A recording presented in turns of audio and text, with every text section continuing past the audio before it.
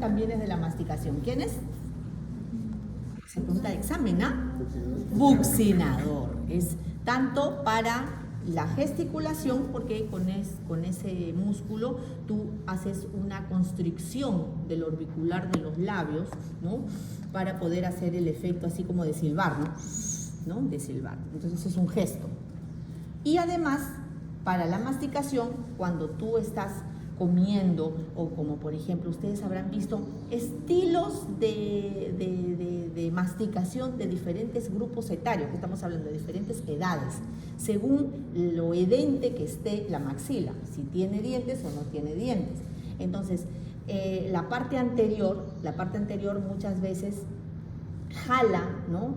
Protruye los músculos hacia adelante para mantener la masticación con los dientes que se tienen. Y casi siempre, pues, las personas adultas, ¿no? Van perdiendo las piezas dentarias, y eso hace una acomodación de la masticación característica, ¿no? Entonces, eso es importante también de ver. Entonces, vamos a tener a los músculos de la gesticulación en la parte superficial, que ya hemos visto, inervados y irrigados por esta arteria tan importante, y irrigados sobre todo por esta arteria tan importante. ¿Cómo se llama? Facial. La facial. Por lo tanto, también tenemos aquí, en la salida de este nervio séptimo par, con sus 5 ramas, ¿verdad? ¿Cuáles son las ramas? Una que va hacia el cuello, la cervical, una que va, la marginal, o también llamada mandibular, maxilar, tiene alguna literatura que habla así, una que va a los labios, la bucal, una que va al arco cigomático, y una que va al músculo temporal, ¿no? Entonces, en los 5 ramas del nervio facial, importantísimo, eso lo tienen que tener fijo. Y esto es una estructura superficial y que inerva sobre todo la parte de la piel, así que toda esa sensibilidad que uno tiene, pues es a través de estos nervios, del nervio facial, séptimo par craneal. Levantamos las estructuras y retiramos el arco cigomático. Todos están retirados el arco cigomático.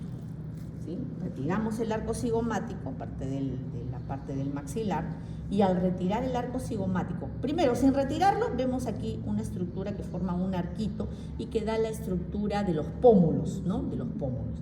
Se dice de que en la parte inferior, cuanto más pequeño es el cuerpo, tiene más grasita, y casualmente son las denominadas bolas de Bichat, que por ahí las damas se retiran porque para perfilar el rostro, pero ya después, cuando ya entran en la edad crítica, más bien quieren que le devuelvan las grasas, porque la estructura del rostro va perdiendo forma en cuanto pasan los años y la piel va haciéndose flácida, así que no se vayan a quitar las bolas de Bichat, o sea, acaso, que está muy de moda quitarse las bolas de Bichat, ¿no?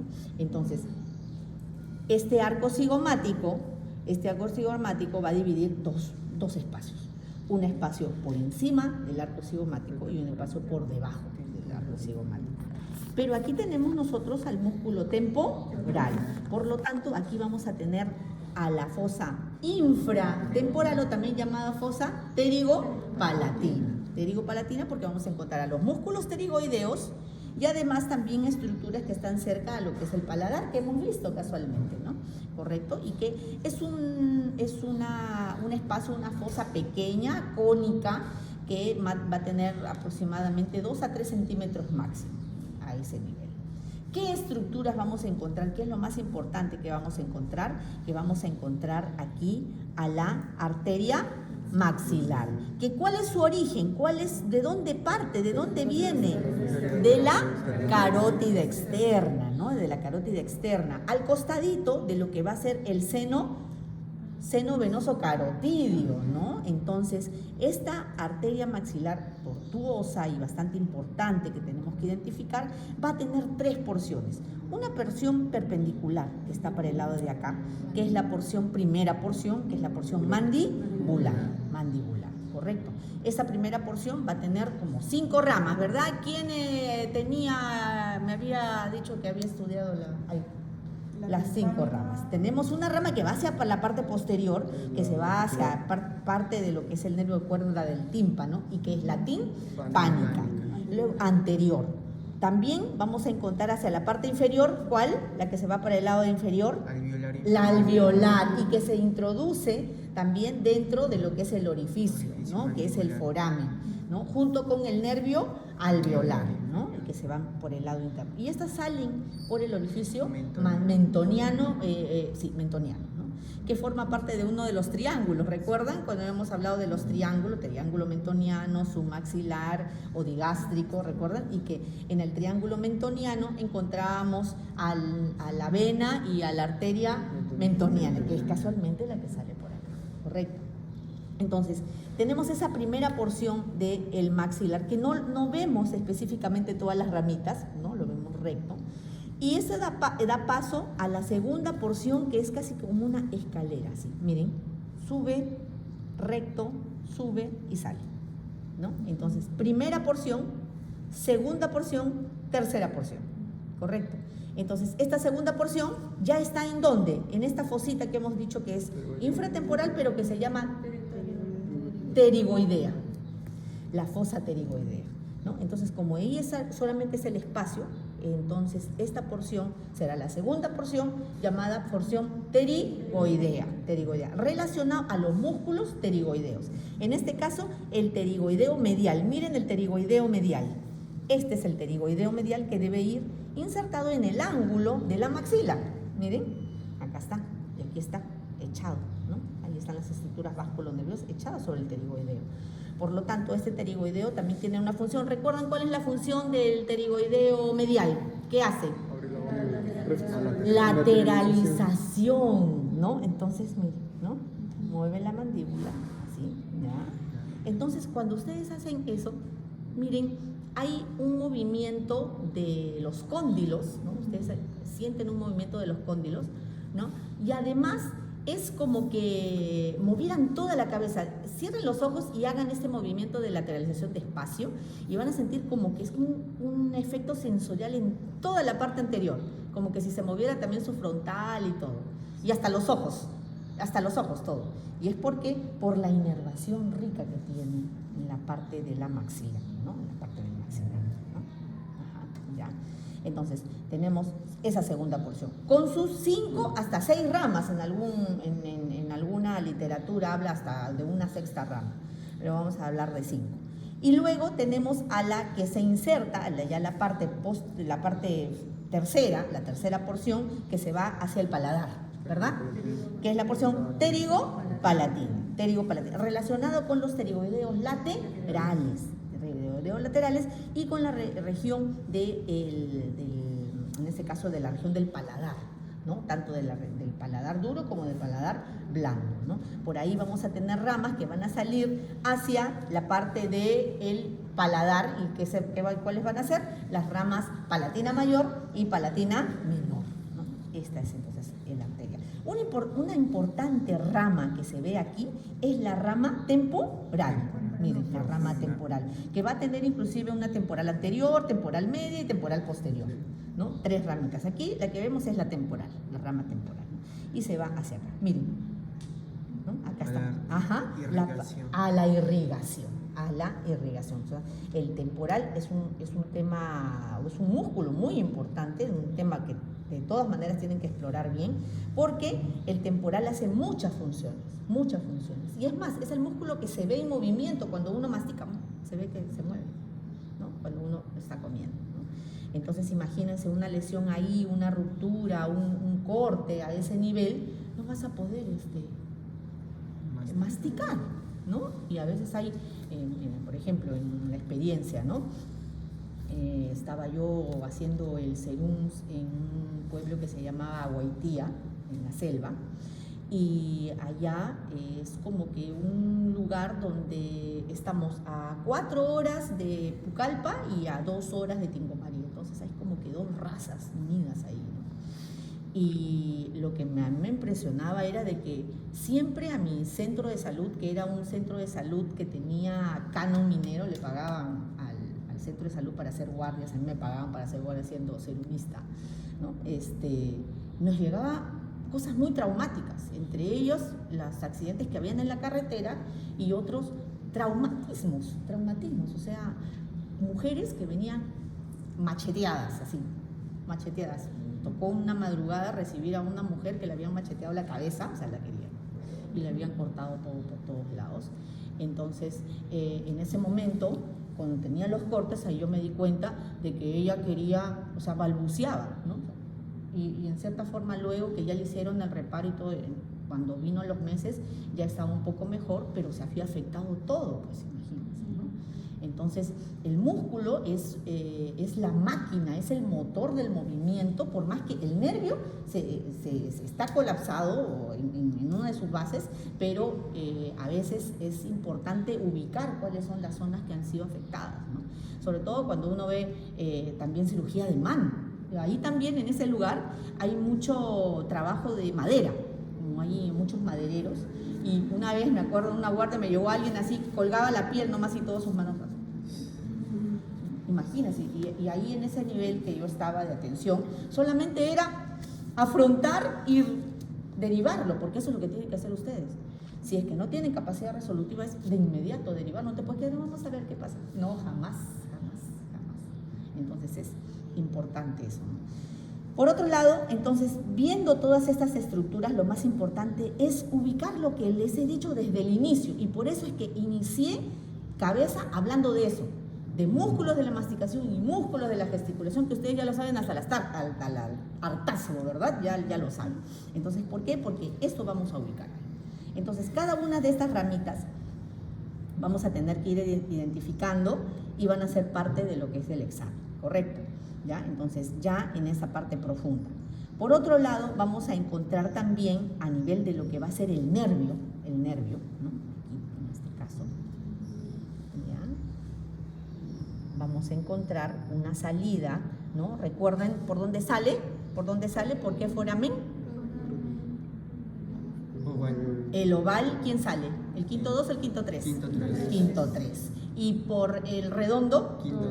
Quinto 2. ¿No? Entonces, nosotros estamos hablando del mandibular quinto 3 y del maxilar quinto 2, ¿verdad? Quinto 2 maxilar, porque el quinto 1 es el oftálmico, que sale por esta fisura orbitaria que está en la parte lateral, ¿verdad? Fisura orbitaria, no porque el nervio óptico tiene su agujero por donde sale solito, y por donde sale el nervio óptico imponente, que debe estar bien vascularizado también, porque en el caso de no estar bien vascularizado pierdes la vista. La retina obviamente rápidamente se ve sensible ante la falla, la falta vascular, y sobre todo en qué cuadros podemos ver, en qué enfermedades podemos ver que este nervio óptico no se irrigue bien porque el vaso... No, diabetes. El vaso sanguíneo, que es microscópico, pequeñito, son estas vascular que envuelve todo el nervio óptico. Por la diabetes se ve obstruido, y eso va a hacer que el nervio muera. Y en sus aletazos de ahogado, porque el nervio hace como sea y síntomas de vida.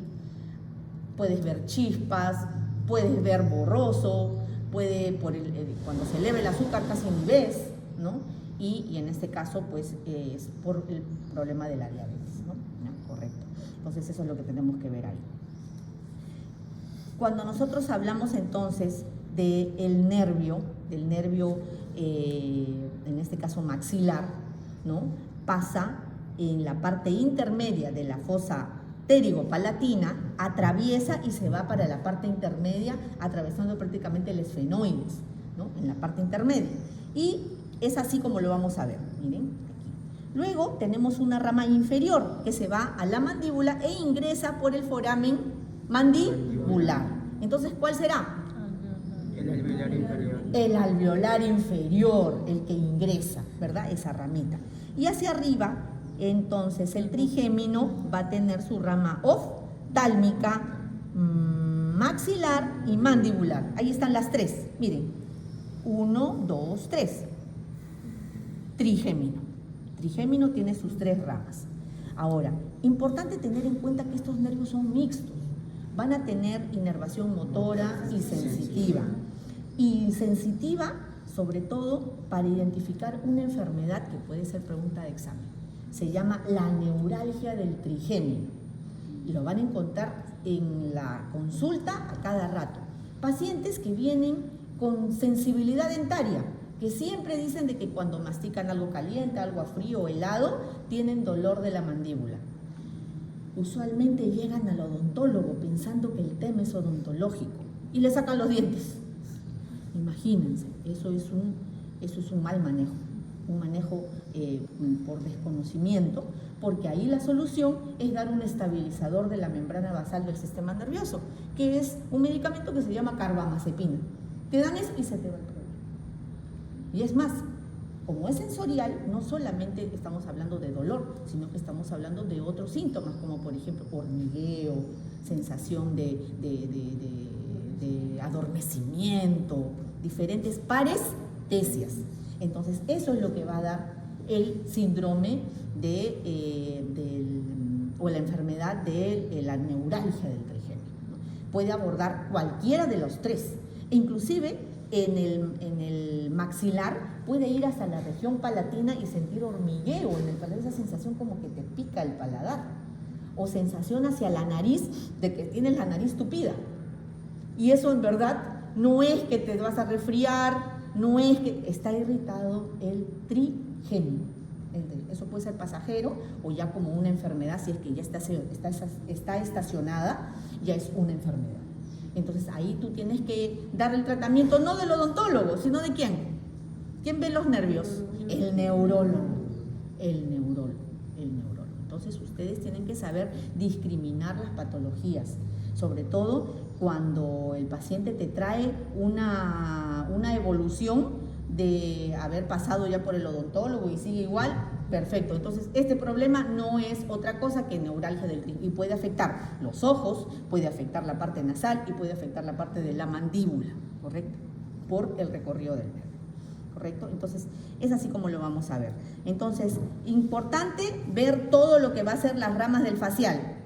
Importante ver las 3 ramas del trigémino.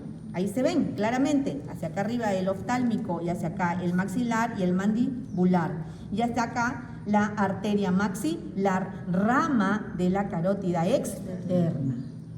¿Correcto? El reconocimiento está clarísimo aquí, ¿ya? Y el seno venoso, ¿no? Las venas que también vena maxilar por el recorrido, ¿ya? La vena maxilar. Y aquí las ramas que cada uno tiene.